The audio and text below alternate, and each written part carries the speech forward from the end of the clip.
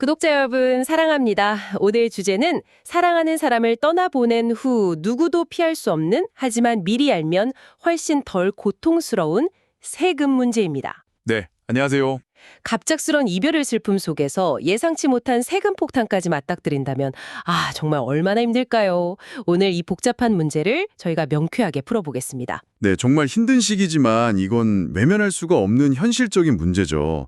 특히 고인의 마지막 소득세 신고, 그리고 또 고인 사후에 남겨진 그 유산 자체에서 발생하는 소득에 대한 세금 신고, 이 두 가지가 완전히 다르다는 걸 명확히 이해하는 게 중요합니다.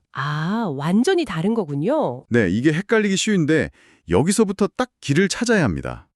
그러니까 돌아가신 분 그 자체랑 그분이 남기신 유산을 세법상으로는 아예 별개의 존재로 본다. 이 말씀이시죠? 이게 첫 번째 중요한 지점이네요. 정확합니다. 네, 고인의 마지막 소득세 신고는 우리가 보통 아는 그 일반적인 소득세 신고 있잖아요. 폼 1040 또는 1040-SR 그걸 사용하고요. 네네. 사망하신 날까지의 소득이랑 공제를 계산해서 보통은 다음해 4월 15일까지 신고하는 거죠. 기한은 같군요. 네, 근데 중요한 건 신고서 상단에 deceased라고 쓰고 사망 날짜를 꼭 비입해야 한다는 겁니다.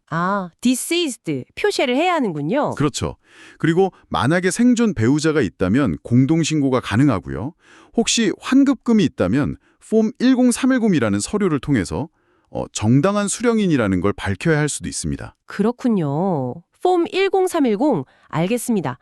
그럼 유산 자체가 소득을 번다는 건 이건 어떤 의미인가요? 재산이 스스로 돈을 번다니 약간 생소하게 들리기도 하는데요. 좋은 질문입니다. 예를 들면요.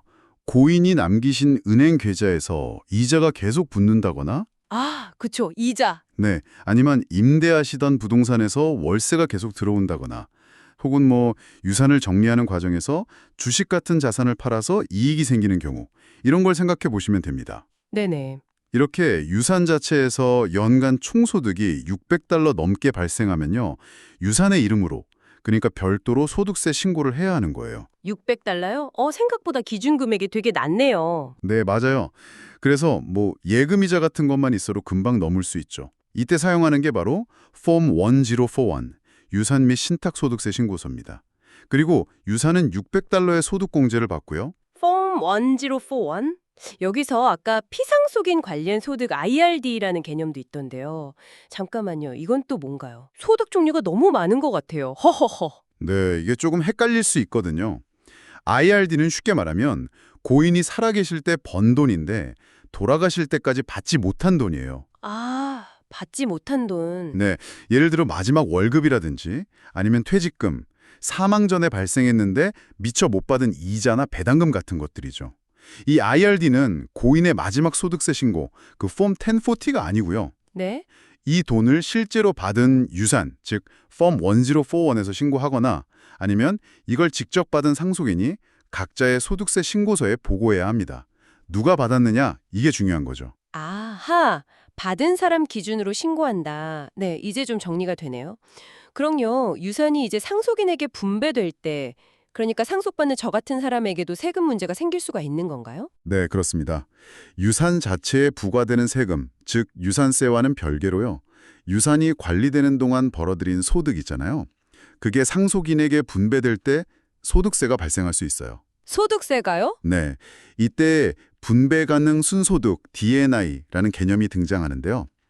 간단히 말하면 유산 소득 중에서 상속인에게 분배될 때 과세될 수 있는 소득의 한도, 이 정도로 생각하시면 됩니다. DNI. 네. 그래서 상속인은 유산 관리자로부터 스케줄 K1, 폼 1041 부속 서류인데요. 이걸 받게 될 거예요. 이 서류에 상속인, 그러니까 당신이 받은 소득의 종류와 금액이 딱 적혀 있고요. 이걸 바탕으로 본인의 개인 소득세 신고, 폼 1040에 반영해야 하는 거죠.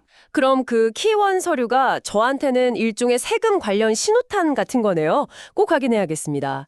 자, 이렇게 좀 복잡한 절차들이 있는데 놓치면 정말 큰일 나는 마감일 같은 건 언젠가요? 가장 기본적인 마감일은 아까 말씀드린 고인의 마지막 소득세 신고, 폼 1040랑 유산 소득세 신고, 폼 1041 둘 다 보통 다음해 4월 15일입니다. 네, 4월 15일. 근데 정말 중요한 게 또 있습니다.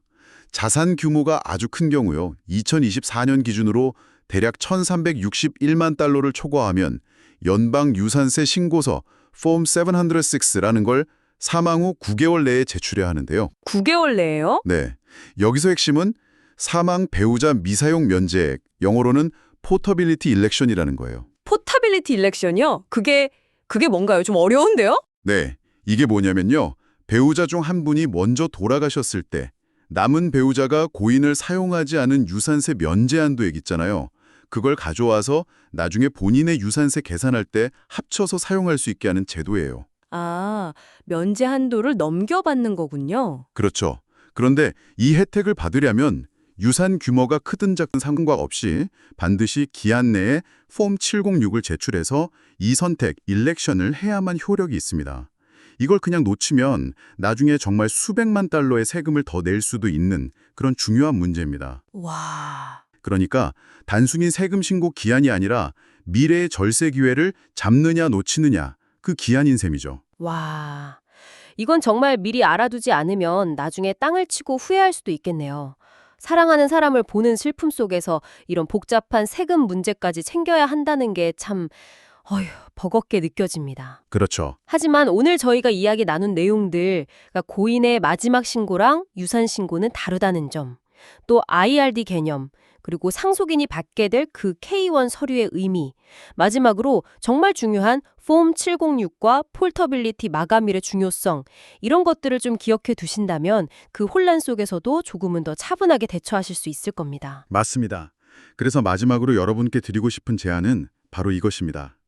언젠가 우리 모두가 겪게 될 이 과정을 위해서요. 지금 바로 나의 금융 이야기를 미리 좀 정리해 두시는 것은 어떨까요? 나의 금융 이야기요? 네. 자산 목록이라든지 부채 현황, 관련 서류는 어디 있는지, 그리고 가능하다면 세금 관련 정보까지 명확하게 찾기 쉽게 남겨두는 것. 어쩌면 이것이야말로 당신이 사랑하는 가족에게 줄 수 있는 마지막이면서도 또 가장 실질적인 배려이자 선물이 될 수 있습니다. 물론 복잡한 상황이라면 주저 마시고 꼭 전문가와 상담하시길 바랍니다.